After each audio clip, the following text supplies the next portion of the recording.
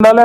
మమ్మల్ని అందరినీ రాష్ట్ర ప్రజలను పిచ్చోళ్ళని చేసి వీళ్ళు పోతురట వాళ్ళు పోతురట, వీళ్ళు జంపట వాళ్ళు జంపట, వాళ్ళు చెప్పుడు మీరు రాసుడు బాగుందా?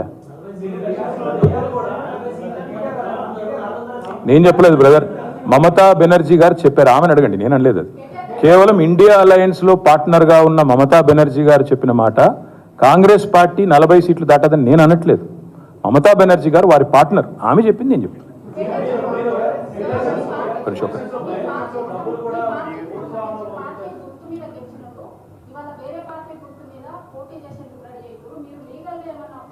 ఎస్ ఇది సుప్రీంకోర్టు తీర్పు అమ్మా, నాది నీది కాదు. దిస్ ఇస్ సుప్రీంకోర్టు తీర్పు. Speaker should decide on disqualification with in 3 months, supreme court. So Kadiyam Srihari గారి పదవి ఊస్టింగ్ గ్యారంటీ, దానం నాగేందర్ గారి పదవి ఊస్టింగ్ గ్యారంటీ తప్పకుండా ఇద్దరి కూడా జరుగుతుంది. ఇంకెవరో కండువా వేసుకుంటారో వాళ్ళందరిది కూడా జరుగుతుంది. ఆ 2 చోట్ల ఉప ఎన్నికలు పక్కా వస్తాయి. గన్పూర్లో వస్తుంది తప్పకుండా మీకు 1000%. దాంతోపాటు మన ఖైరతాబాద్లో కూడా ఉప ఎన్నిక ఖాయం. ఇది నాది కాదు, మీకు పంపిస్తాను, చూసుకోండి, చదువుకోండి. నేను చెప్పడం కాదు ఇది. ఇంకొక మాట, ఇది సుప్రీంకోర్టు చెప్పిన తీర్పు, మీకు మొత్తం కాపీ ఇస్తాను. ఇంకొక మాట, మార్చి 18 నాడు మా శాసనసభ్యులు అందరూ కూడా పోయి దానం నాగేందర్ గారిని డిస్క్వాలిఫై చేయాలని స్పీకర్ గారిని కలిసాం మార్చి 18 నాడు. తర్వాత మళ్ళీ మొన్న ఒక 4-5 రోజుల కిందట పోయి అసెంబ్లీ సెక్రటరీ గారిని కూడా కలిసి, అసెంబ్లీ సెక్రటరీ లేక తప్పించుకుంటే ఆయన పాపం రూమ్లో దాక్కుంటే జాయింట్ సెక్రటరీకి ఆ కాగితం ఇచ్చి రిజిస్టర్ పోస్ట్ వేసి మొత్తానికి స్పీకర్ గారికి మళ్ళీ గుర్తు చేశాం. ఏమని? Automatic disqualification. ఎందుకంటే ఒక పార్టీలో గెలిచి ఇంకో పార్టీ అభ్యర్థి అయింది దానం నాగేందర్, కాబట్టి ఆటోమేటిక్ డిస్క్వాలిఫికేషన్ ప్రెసిడెంట్ ఉంది. ఇదివరకు భూపతి రెడ్డి అని ఒక ఎమ్మెల్సీ ఉండేది నిజామాబాద్లో, ఆయన ఇట్లే కాంగ్రెస్ అభ్యర్థిగా పోటీ చేయగానే ఆటోమేటిక్గా బీఫామ్ తీసుకోగానే డిస్క్వాలిఫై చేసినారు. తర్వాత కోర్టుకు పోతే కోర్టు కూడా అవును ఇది కరెక్ట్ అని చెప్పింది. అందుకే మేము స్పీకర్ గారికి మనం పంపించినాం, మీరు వెంటనే చేయండి అని. స్పీకర్ గారికి కూడా ఈ ఆదివారం దాకా సమయం ఇస్తున్నాం, మీరు తేల్చండి. ఈ ఆదివారం లోపల, ఈ వీక్లో తేల్చండి. తేల్చకపోతే ఖచ్చితంగా హైకోర్టుకు పోతాం, తప్పకుండా అవసరమైతే సుప్రీంకోర్టు దాకా పోతాం. ఎందుకంటే ఇది కోర్టు తీర్పు, మాది కాదు. 1000% దానం నాగేందర్ గారు అదేవిధంగా కడియం శ్రీహరి గారు ఇద్దరు పదవులు ఊస్తవుతాయి. ఉప ఎన్నిక వస్తుంది, న్యాయ పోరాటం చేస్తాము. ఈ ఆదివారం దాకా స్పీకర్ గారికి మేము కూడా మా పార్టీ తరఫున గడువిస్తాం.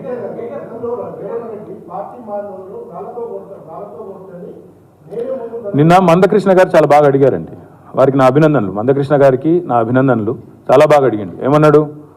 రేవంత్ రెడ్డి గారు మీరే చెప్పారు కదా పార్టీ మారిన వాళ్ళను మరి రాజీనామా చేయకుండా పార్టీ మారితే రాళ్లతో కొట్టండి అని. మరి నువ్వే చేర్చుకుంటున్నావు, ఇవాళ ఎవరిని కొట్టాలా? రాళ్లతో నిన్ను కొట్టాలనా కడియం శ్రేయర్ని కొట్టాలనా అని మందకృష్ణ గారు అడిగి, నేనల్లా మందకృష్ణ గారు అడిగినారు. మందకృష్ణ గారికి నా హృదయపూర్వకమైన అభినందనలు. వారు మరి రేవంత్ రెడ్డి గారు సమాధానం చెప్పాలా, ఇది వారు అడిగిన ప్రశ్న, వీరు సమాధానం చెప్తారని ఆశిస్తున్నాను. థ్యాంక్ యూగా. మల్లన్న సాగర్ నీళ్లు నిన్న మా హరీష్ రావు గారు స్టేట్మెంట్ ఇచ్చారు, మీరు ఇస్తారా 24 గంటల్లో మేమే గేట్లు ఎత్తాలనా అంటే సాయంత్రం లోపల నీళ్ళు వదిలినారు. అంటే దీని అర్థం ఏంటి? నీళ్లు ఉండి కూడా పంటలు ఎండాలి, పంటలు ఎండి రైతులు నష్టపోవాలి. ఎందుకు రైతులు నష్టపోవాలి? ఎందుకు ఎండాల పంటలు? ఎందుకంటే పంట పండితే బోనస్ ఇవ్వాల్సి వస్తుంది.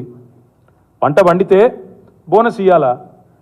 ఇక సపరేట్గా ఎండబెట్టి అటు కాళేశ్వరం స్కామ్ అని కేసీఆర్ను బదనాం చేయాలి, నీళ్లు లేవని బుకాయించాలి, మీడియాలో మాత్రం అడ్డమైన అని మిగతా వార్తలన్నీ తెచ్చి ప్రజల అసలు దృష్టి మొత్తం మరల్చాల.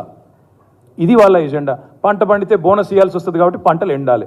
ఇది రేవంత్ రెడ్డి గారి యొక్క కుట్ర. అందుకే నేను అనేది, ఇది వచ్చిన కరువు కాదు, కాంగ్రెస్ తెచ్చిన కరువు. గత 10 ఏళ్లలో ఏనాడు బిందెలు దర్శనమీయలే మా హైదరాబాద్లో. ఇవాళ హైదరాబాద్లో బిందెలు ట్యాంకర్లు ఏ గల్లీకి పోయినా కనబడతా ఉన్నాయి.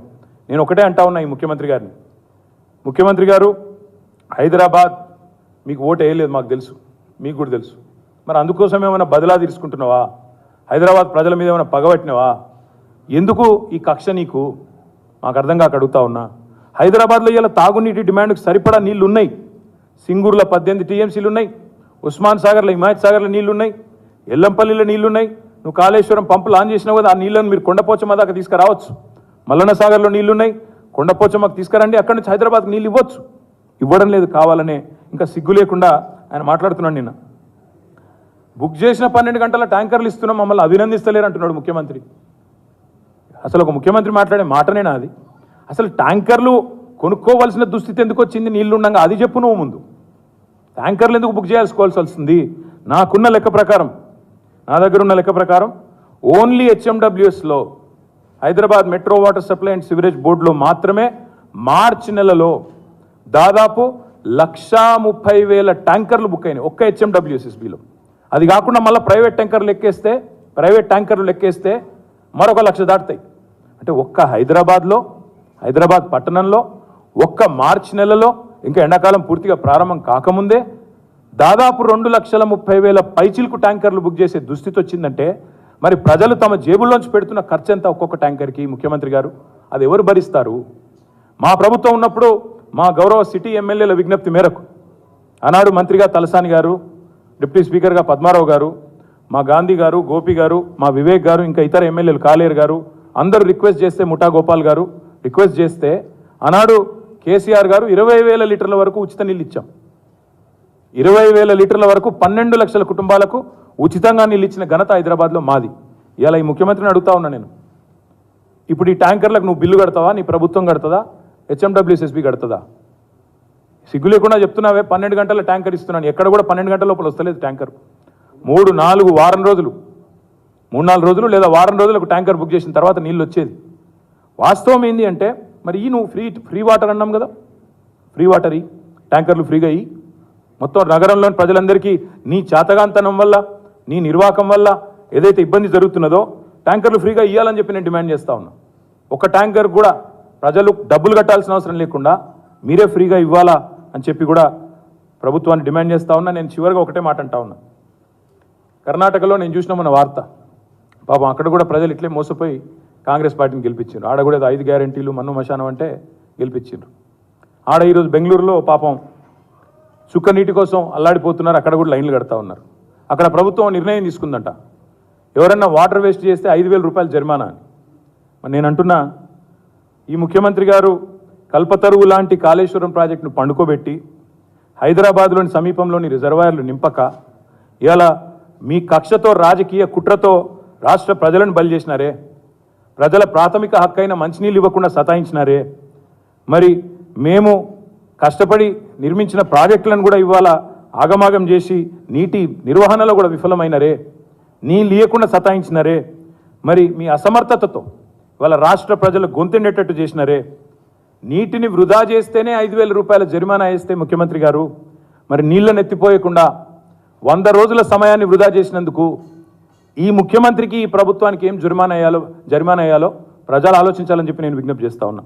అందుకే మళ్ళీ అంటా ఉన్నా, ఇది కాంగ్రెస్ తెచ్చిన కరువు తప్ప కాలం తెచ్చిన కరువు ఎంత మాత్రం కానే కాదు. ముమ్మాటికి ఇది రాష్ట్ర ప్రజలందరూ కూడా ఆలోచించవలసిన సందర్భం.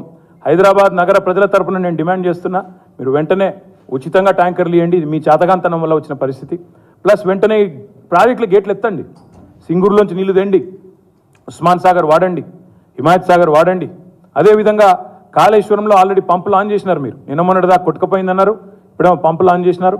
కొండపోచమ్మ నింపండి.